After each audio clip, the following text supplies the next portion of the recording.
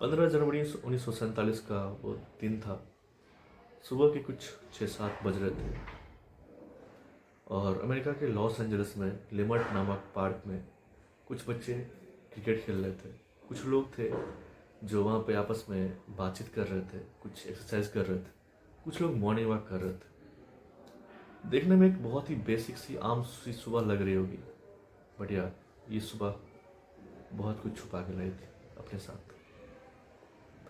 क्योंकि जनवरी का महीना था और चारों तरफ से फॉगी फॉगी सा ऐसा माहौल था। विजिबिलिटी बहुत लो थी। उसी समय उसी पार्क पे एक महिला जिसका नाम बेटी होता है, वो अपने बेटे के साथ मॉर्निंग वॉक करने के लिए आई होती है। जब वो मॉर्निंग वॉक कर रही होती है तो उसे दूर, चूँकि जनवरी का महीना तो फॉग थे तो विजिबिलिटी बहुत ही लो थी, दूर दूर से कुछ ज़्यादा दिखाई नहीं दे रहा था। लेकिन फिर भी उसे हल्का सा एक ऐसे कुछ दिखाई देता है कि उसी पार्क के ज़मीन पे कोई लेटा हुआ है। शुरुआत में उसे लगता है कि वो कोई मैनिक्विन है, जो मैनिक्विन जो दुकानों पे डमी जो लगे होते हैं वो है। पर फिर जब उसे ऐसा फील होता है कि वह जाके देखना चाहिए, क्योंकि विजिबिलिटी लो थी तो it was not so visible. And वहाँ उसके पास जाती है वो, एंड पास जाके देखती है वहाँ पे किसी लड़की का लाश था जो बीच से बाइसेक्टेड था, यानी कटा हुआ था। Hello everyone, welcome to a new video. और मेरा नाम अभिजीत है। मैं मर्डर स्टोरीज जो कि कहानियाँ होती हैं वो सुनाता हूँ। ये कहानी है एलिजाबेथ शॉर्ट की, आज जो इसके बारे में हम बात करने वाले हैं। एलिजाबेथ का जन्म 24 जुलाई 1929 को अमेरिका के मैसाचुसेट्स के बॉस्टन में हुआ था और वो अपने फैमिली में अपने माँ बाप और अपनी 5 बहनों के साथ रहती थी। उसकी 5 बहनों में वो तीसरे नंबर पे आती थी। उसके पापा का नाम क्लियो शॉर्ट और माँ का नाम फीबे शॉर्ट था। क्लियो शॉर्ट पेशे से एक बिजनेसमैन थे जो गोल्फ कोर्स बनाते थे और उनका बिजनेस काफ़ी अच्छा फ्लोरिश कर रहा था। काफ़ी अच्छे उनके क्लाइंट्स मिल रहे थे, उनका सब कुछ सही चल रहा था। इतना बड़ा फैमिली, 5 बेटियों और खुद क्लियो शॉर्ट और उनकी वाइफ फीबे शॉर्ट, वो सब वहीं पे रहते थे बोस्टन में ही और एक खुशहाल सी ज़िंदगी जी रहे थे। लेकिन ये सारी की सारी चीज़ें थी वो ज़्यादा दिन तक टिकने नहीं वाली थी। उनकी लाइफ में एक बहुत बड़ा भूचाल आने वाला था, क्योंकि अमेरिका के 1930 में अमेरिका में एक बहुत बड़ा डिप्रेशन, जो कि इकोनॉमिक डिप्रेशन था, द ग्रेट डिप्रेशन के नाम से उसे जाना जाता है, वो हिट करता है। और उस डिप्रेशन में बहुत सारे लोगों ने अपनी जॉब्स, अपनी बिजनेस, जो भी उनका छोटा मोटा कारोबार था, वहाँ में बहुत सारे लोगों ने वो खो दिया था। और इसी का शिकार क्लियो शॉर्ट जो थे वो भी हो जाता है। उनका बिजनेस था वो बुरी तरह हिट होता है इस डिप्रेशन से। इसमें उनको बहुत ही ज़्यादा इकोनॉमिक लॉस होता है। इकोनॉमिक लॉस और ये सारी की सारी चीज़ों की वजह से he was not so mentally like strong. जब उनकी बिजनेस हिट होती है तो he was not so mentally strong और आपसी झगड़े बीवी बच्चों के साथ, all this things start to happen in their family. अब बाहर से एक हैप्पी फैमिली लग रही थी और अंदर से इनके फैमिली में बहुत ज़्यादा झगड़े लड़ाई हो रहे थे, बीवी के साथ, बच्चों के साथ एंड एवरीथिंग। उसके बाद एक दिन क्या होता है, उनके पापा का, क्लियो शॉर्ट का जो कार होता है वो एक ब्रिज के पास मिलता है। लेकिन वहाँ पे वो क्लियो शॉर्ट वहाँ पे मौजूद नहीं होता है। लोगों को ऐसा लगता है कि उन्होंने आत्महत्या कर ली है और लोगों को ऐसा सोचने के लिए उनके पास एक रीज़न भी था, क्योंकि उनका बिजनेस जो था वो बहुत बुरी तरीके से इस डिप्रेशन से हिट किया था और बहुत ही ज़्यादा इकोनॉमिक लॉस होता है। तो लोगों को लगता है कि इन्होंने इस लॉस की वजह से इसी ब्रिज से कूद के आत्महत्या कर लिया। सारे के सारे फैमिली मेम्बर्स आते हैं और उन्होंने इस सच को स्वीकार लेते हैं कि होना हो क्लियो शॉर्ट ने इस ब्रिज से कूद के अपनी जान दे दी। लेकिन यहाँ पे एक बहुत अजीब सी चीज़ होती है कि वहाँ पे क्लियो शॉर्ट का जो लाश होता है वो मिलता नहीं है। बहुत देर तक गोताखोर उस ब्रिज के नदी में ढूंढते रहते हैं, ब्रिज से नीचे नदी में, पर क्लियो शॉर्ट का लाश मिलता नहीं है। वहाँ पे उनकी कार, उनकी कुछ कार में जो बिलोंग्स थे वो मिलता है, पर लाश नहीं मिलती है। इसके बाद उनकी फैमिली में और ज़्यादा जो डिफ़िकल्टीज थी वो शुरू हो जाती है। एलिजाबेथ की लाइफ में एक फादर फिगर का ना होना बहुत बुरी तरीके से उसे हिट करता है एंड उनके जो इकोनॉमिकली जो लाइफस्टाइल होती है वो बहुत ज़्यादा चेंज हो जाती है। कोई कमाने वाला नहीं था और उनके स्टेबल इनकम्स नहीं थे, तो उनकी मदर कुछ और जॉब्स लाइक घरों में जाके झाड़ू पोछा एंड ऑल ये सब करने लगती है और इससे कर करके वो अपने बेटियों को पालने लगती है बेसिकली। एलिजाबेथ शुरू से ही एक बहुत ही बीमारू टाइप की लड़की थी। She was suffering from asthma. उसकी स्कूलिंग अच्छे से नहीं हुई थी अस्थमा की वजह से, और वो हमेशा बीमार रहती थी। लेकिन इसके साथ साथ वो बहुत ही सुंदर थी। She was so beautiful, very beautiful. उसकी कद काठी बहुत लंबे थे, बहुत ही लीन थी, और उसका जो फेशियल फीचर्स था वो बहुत अच्छा था। एलिजाबेथ इसी चीज़ों की वजह से बड़े होकर वो एक एक्ट्रेस बनना चाहती थी हॉलीवुड में। She was aspiring to be an actress. जैसे कि मैंने बताया कि वो एक एक्ट्रेस बनना चाहती थी, और यही उसकी एक चाहत उसे अपने बाकी जो बहनें थी, 4 बहनें, उससे बहुत अलग करती थी, और इसी वजह से वो हमेशा खुद को बहुत अच्छे से कैरी करती। फिर आता है साल 1944 का, और इस साल उससे पता चलता है कि उसके पापा जो क्लियो शॉट थे वो मरे नहीं थे, दरअसल वो जिंदा थे, और वो कैलिफोर्निया में रह रहे थे। उन्होंने दोबारा से फिर से अपनी बिजनेस जो है वो बना लिया था, और इसके साथ ही वो एक अच्छे से उन्होंने घर ले लिया था, और वहाँ पे वो अच्छे से रह रहे थे। इसके बाद उसके पापा ने उस सबको, जो भी उनकी माँ और बेटियाँ थी, उनको दोबारा से कैलिफोर्निया बुला लेते हैं, और कैलिफोर्निया जाके दोबारा से एलिजाबेथ वहाँ से रहने लगती है वहीं पे। लेकिन यहाँ पे रहने के दौरान उसे एक बहुत ही दिक्कत महसूस होती है। Like she was like freedom, she needed freedom. वो बहुत ही खुले विचारों वाली लड़की थी, और उसके पापा जो थे क्लियो शॉट, वो बहुत ही ज़्यादा स्ट्रिक्ट थे, और हमेशा उसके लाइफ में इंटरफेयर करते रहते थे। एलिजाबेथ को ये सारी चीज़ें पसंद नहीं थी कि उसके लाइफ में कोई इंटरफेयर करे। क्योंकि वो एक्ट्रेस बनना चाहती थी, तो हमेशा से वो उसके एक वो एक्ट्रेस वाली जो चाल ढाल होती है वो ऐसे रहती थी। लोगों से हंस के मिलना, लोगों के साथ अच्छे से बातचीत करना, लोगों के साथ घुलना मिलना, वो उसे पसंद था। पर उसके पापा जो थे उस चीज़ के लिए हमेशा उसको डिमीन करते थे। लाइक उसको स्ट्रिक्टली प्रोहिबिटेड था कि वो इस तरह की चीज़ें ना करे, और हमेशा उसके लाइफ में इंटरफेयर करते थे। फिर एक दिन इस सब से तंग आके एलिजाबेथ सोचती है कि ये बहुत हो गया, अब यहाँ से पापा के साथ चूंकि वो लड़ाई झगड़े से तंग आ चुकी थी, और उसकी लाइफ जो थी वो बहुत ज़्यादा मतलब अच्छी नहीं चल रही थी वहाँ पे लड़ाई झगड़ा की वजह से। तो वो सोचती है कि अपने पापा के घर छोड़ के दूसरी जगह शिफ्ट हो जाए, और सोचने के साथ ही एलिजाबेथ अपने पापा का जो घर था उसे छोड़ के निकल जाती है। और घर छोड़ के निकलने के बाद एलिजाबेथ दर दर भटकती रहती है, कभी इस शहर कभी उस शहर, कभी लॉस एंजल्स में जाती है, कभी मियामी, कभी सैन डिएगो। और इस तरीके से भटकने के दौरान वो अलग अलग होटलों में अलग अलग लाइक कभी कहीं पे और जॉब्स करके कहीं पे वेटर बन जाती थी, कभी पे कुछ और जॉब्स कर लेती थी, और इसके साथ ही उसकी जीवन जो है इसी तरह से चलने लगती है। लेकिन उसके लाइफ में स्टेबिलिटी जो थी वो अभी भी नहीं थी। वो बहुत अनस्टेबिलिटी के साथ अपनी लाइफ लीव कर रही थी, मतलब जी रही थी। एलिजाबेथ इसी तरीके से अपनी लाइफ जी रही थी, और वो अपने कभी दोस्त, चूँकि वो दिखने में बहुत ही सुंदर थी, शी वॉज सो ब्यूटीफुल, तो उसकी जो दोस्ती थी लोगों से वो बहुत जल्दी हो जाते थे। लोग बहुत जल्दी उससे अट्रैक्ट हो जाते थे, और उससे दोस्ती भी कर लेते थे। और इसका फ़ायदा उसको ये होता था कि बहुत सारे लोग उसको अपने घर पे रहने के लिए ऑफ़र कर देते थे। उस समय वो एक होटल में वेटर का काम करती थी, और लोगों के घर पे कभी दोस्तों के, कभी जान पहचान के सहारे अपना लाइफ जो है वो जी रही थी। फिर आता है साल 1947 का। आखिरी बार एलिजाबेथ को 9 जनवरी 1947 को, जहाँ पे वो काम करती थी, उसी होटल में देखा गया था। लोगों ने बताया कि उस समय वो बहुत काफ़ी थकी हुई और काफ़ी परेशान सी लग रही थी। इसके बाद एलिजाबेथ गायब हो जाती है, जहाँ पे वो काम कर रही होती है वहाँ से। न कोई कॉल, न कोई मैसेज, उसके दोस्तों के भी कोई उसके दोस्तों के पास भी कोई भी उसके बारे में जानकारी नहीं थी। और फिर आता है दिन 15 जनवरी 1947 का, जिस दिन एलिजाबेथ का जो लाश है वो लॉस एंजलिस के लिमर्ट पार्क में मिलता है। क्योंकि जब मैं, जैसे कि मैंने पहले बताया था, जब वो लेडी उसके पास जाती है तो देखती है कि वो काले कपड़े में लेटी हुई थी। उसके चेहरे पे एक अजीब सी मुस्कान थी, और उसका बॉडी जो था वो बीच से बाइसेक्टेड था। और चूँकि उसके जो अ, उस समय जो कपड़ा पहने हुई थी वो काले कलर का था, और दिखने में बहुत सुंदर थी। तो बाद में इसे मीडिया ने ब्लैक डालिया केस के नाम से भी इसको जाना जाता है। इसके बाद जब वो औरत ने पुलिस को कॉल करा, बेटी ने पुलिस को कॉल करा, तो पुलिस, लॉस एंजल्स पुलिस वहाँ पे आती है, और फिर वो शुरू होती है तहकीकात इस मर्डर का। तहकीकात के दौरान बहुत ही अजीब अजीब चीज़ें होती हैं। लाइक जब पुलिस तहकीकात कर जाती है तो पोस्टमार्टम के लिए जब उसका बॉडी को भेजा जाता है, तो उसमें एक अजीब सी चीज़ पता चलती है कि उसका बॉडी को इतने प्रिसाइज तरीके से काटा गया है कि ये काम कोई नॉर्मल किलर कर ही नहीं सकता।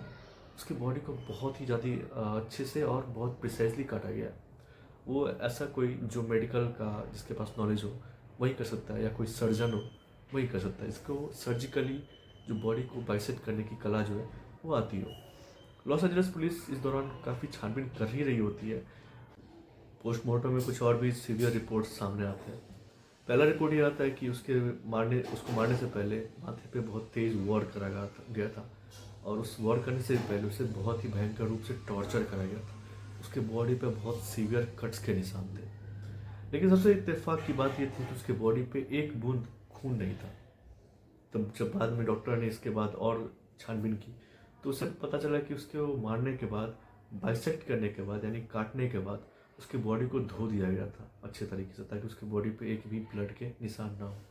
और ये चीज़ें इतनी सफाई से की गई थी कि हर कोई हैरान था कि इतनी सफाई से ये किलिंग करी कैसे जा सकती है। इसके बाद ये केस को मीडिया ने बहुत आड़े हाथों लिया। मीडिया ने इसको बहुत ही ज़्यादा सेंसेशनल बना दिया था, और चारों तरफ बस इसी केस के चर्चे थे उस समय। इसके बाद मीडिया ने उसके बारे में बहुत अजीब अजीब चीज़ें लिखी एलिजाबेथ के बारे में, that she was the girl of loose morals. उसके कैरेक्टर पे कुछ सवाल उठाया गया, उसके बारे में और भी बहुत सारी बातें कही कि पूरी की पूरी मीडिया उसके हर तरफ एक टाइम में उसी की खबरें छप रही थी मीडिया में। हालांकि ये सारे जो दावे किए गए थे मीडिया के द्वारा, उसका कोई ठोस सबूत नहीं था। जस्ट बिकॉज कि वो लोगों से मिल रही थी, वो लोगों से फ्रेंडली थी, डजेंट मीन कि वो कैरेक्टर पे उसके सवाल उठाया जाए। हालांकि मीडिया ऐसा कर रही थी, वो उसके कैरेक्टर असोसिएशन पे मतलब बहुत ज़्यादा कैरेक्टर पे उसके सवाल उठाए गए थे। क्योंकि मीडिया ने इस केस को इतना ज़्यादा सेंसलाइज कर दिया था, तो लोग खुद ब खुद सामने आ रहे थे और वो कबूल कर रहे थे कि उन्होंने एलिजाबेथ का जो मर्डर है वो करा है। लेकिन जब बाद में पुलिस उनका लाई डिटेक्टर टेस्ट करती तो वो फेल हो जाते, और ऐसा पता चलता कि ये सारे के सारे दावे जो लोग कर रहे थे वो झूठे कर रहे थे, क्योंकि उनको फेम चाहिए था। और कितनी अजीब सी बात है ना कि मतलब लोग फेम के लिए इस तरीके से भी अपने आप को प्रेजेंट कर रहे थे कि उन्होंने मर्डर करा है। क्योंकि इस समय मीडिया जो थी वो जो भी मर्डर निकल के सामने आ रहा था उसका फ़ोटो, नाम, की सारी चीज़ें पब्लिक डोमेन में डाल रही थी, और इस वजह से लोग फेम पाने के लिए अपने आप को जो है वो उसका मर्डर बता रही थी। कभी कभी ह्यूमन की जो चीज़ें होती है ना बहुत सरप्राइजिंग होती हैं। लाइक लोग किस तरीके से सोचते हैं ये हर बार मुझे बहुत सरप्राइज कर देता है, एंड आई होप तुम्हें भी ऐसा कभी कभी फील होता होगा। इसके बाद पुलिस जो कि रेगुलर जांच में जुटी हुई थी, तो उसके पास एक चिट्ठी आती है पुलिस के पास, लॉस एंजल्स पुलिस के पास। उसमें लिखा होता है कि I will turn my self in, यानी मैं अपना पर्दाफाश खुद करूँगा और मैं खुद सामने आऊँगा। और उसके उस लेटर के साथ साथ एलिजाबेथ के बिलोंगिंग्स, जैसे कि उसका बर्थ सर्टिफिकेट, उसके कुछ आईडी प्रूफ्स और उसके कुछ डायरी और उसके सामान, वो भी उसके साथ आया हुआ था। पुलिस ने इस चिट्ठी के माध्यम से भेजने वालों को पता करना चाहा कि किसने भेजा है, परंतु like it was not so easy task, और पुलिस उसको पकड़ नहीं पाई। इसके बाद पुलिस के जो सस्पेक्ट थे वो लगभग 150 लोगों का बयान लिए गए। एलिजाबेथ जिस लोगों से मिलती थी, जिस लोगों के घर वो ठहरी थी, और जिसके साथ उसके कुछ आपसी रिलेशन थे, लाइक फ्रेंडली रिलेशन, उस सब को बुला के पूछा गया, पर ऐसा कुछ ठोस सबूत जो है पुलिस को मिला नहीं। इसका रीज़न एक ये भी था कि उस समय पुलिस के पास इतनी कुछ टेक्नोलॉजीज नहीं थी जिसकी वजह से पुलिस सस्पेक्ट को पकड़ पाए। उस दौरान पुलिस ने काफ़ी लोगों पे सस्पेक्ट के रूप में पूछताछ करी, और उसमें से कुछ फेमस नाम थे, उसके बारे में आपको मैं बताने जा रहा हूँ, और आप इसके बेसिस पे आप बताना कि आपको कौन लगता है कि किलर कौन हो सकता है। पुलिस ने सबसे पहले लेस्ली डिलियन को पकड़ा, जो कि जिस होटल में एलिजाबेथ काम कर रही थी वहाँ पे बेल बॉय था।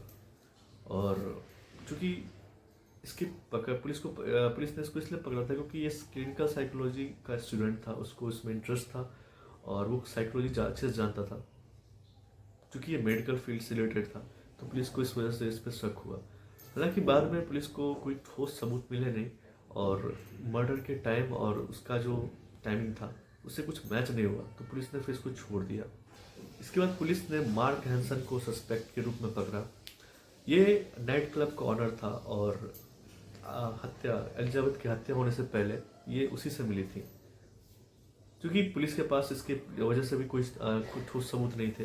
हालांकि ऐसा माना जाता है कि इसने एलिजाबेथ को प्रपोज किया था और उसने उसको रिजेक्ट कर दिया था, जिसके वजह से हो सकता है इसने उसका मर्डर कर दिया। परंतु इसके लिए भी कोई ठोस सबूत नहीं थे, इसलिए पुलिस ने उसको भी छोड़ दिया। इसके बाद पुलिस ने वॉल्टर बेली नाम के एक शख्स को पकड़ा। इस पर चूंकि पुलिस को इस वजह से शक हुआ कि जहाँ पे एलिजाबेथ का मर्डर हुआ था ये वहीं पे रहता था। ये एक डॉक्टर था, एक सर्जन था और क्राइम सीन के पास ही रहता था। इसको एज ए सस्पेक्ट के रूप में देखा गया था, परंतु इसको भी बाद में छोड़ दिया गया क्योंकि एलिजाबेथ के साथ इसके कोई डायरेक्ट लिंक नहीं थे और कोई पुलिस को ठोस कारण नहीं मिल रहा था कि जिस वजह से ये जो है उसका मर्डर कर सके। जस्ट बिकॉज कोई एक डॉक्टर है डजेंट मीन कि वो मर्डर घोषित कर दिया जाए। तो इसी सस्पिशन की वजह से पुलिस ने उसको भी छोड़ दिया।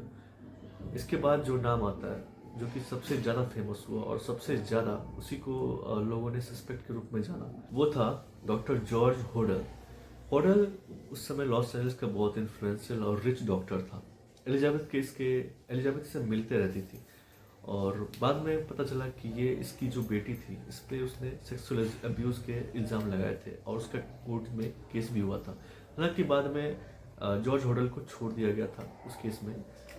फिर बाद में पता चला कि जॉर्ज होडल था वो एलिजाबेथ के कांटेक्ट में था और जिस भी सीजन के साथ एलिजाबेथ के बॉडी पे कट्स थे वो कोई बहुत ही जो एक्सपीरियंस डॉक्टर था वही कर सकता था।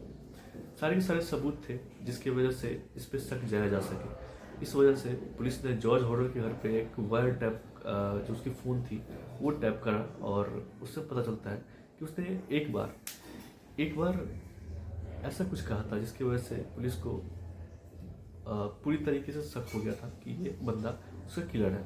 जब वो फ़ोन पे बात कर रहा था तो उसने बताया था कि मैंने एलिजाबेथ को मारा है, पर इसके लिए उसके पास कोई सबूत नहीं है और ये उन्होंने किसी को कॉल पे बताया था। हालांकि बाद में इस पे भी कोई ज़्यादा कुछ हुआ नहीं और उसको भी छोड़ दिया गया था।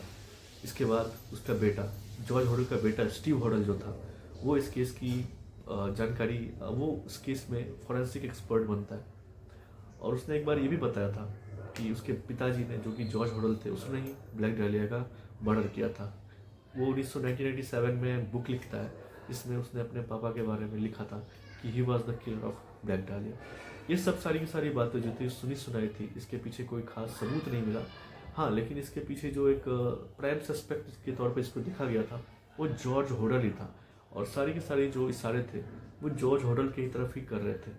परंतु पुलिस जो है और कानून जो है वो एविडेंस पे चलता है, जब तक सबूत ना हो तब तक कुछ नहीं होता है। इसकी वजह से जॉर्ज होडल को छोड़ दिया गया। हालांकि बाद में जॉर्ज होडल फिलीपींस चला गया लॉस एंजल्स छोड़ के और फिलीपींस जब हो गया था तो सेम तरीके से उसने फिलीपींस में भी एक मर्डर करा था। जब वो फिलीपींस में रह रहा था तो जहाँ पे वो रहता था वहाँ पे सेम उसी तरीके से फिलीपींस में एक मर्डर हुआ था और जॉर्ज होडल उसी के मर्डर के विसिनिटी में रह रहा था, मतलब आसपास से रह रहा था। हालांकि ये सारी की सारी चीज़ें बस एक लैक ऑफ एविडेंस की वजह से प्रूफ नहीं हो पाई और वहाँ पे भी फिलीपींस में भी जॉर्ज होडल को छोड़ दिया गया। बाद में ये केस एक अनसॉल्व्ड मर्डर मिस्ट्री बन के रह गई। मीडिया आज भी इस केस को द ब्लैक डालिया के नाम से जानती है और अब इस पर बहुत सारी फिल्में भी बनी बाद में और काफ़ी ये केस जो है पॉपुलर भी हुआ था। लेकिन एलिजाबेथ जो है वो आज भी अपने जस्टिस के लिए आज भी शायद कहीं ना कहीं इस धरती पे जिंदा होगी और आज भी चाह रही होगी कि उसकी जस्टिस मिल जाए। परंतु आज भी उसको जस्टिस जो है इतने सालों बाद भी लगभग 78 ईयर्स हो गए और आज भी इस केस को एज अ अनसॉल्व्ड केस के रूप में ही FBI के पास और लॉस एंजल्स पुलिस के पास रखा गया है। इस केस का सॉल्व ना हो पाने में सबसे ज़्यादा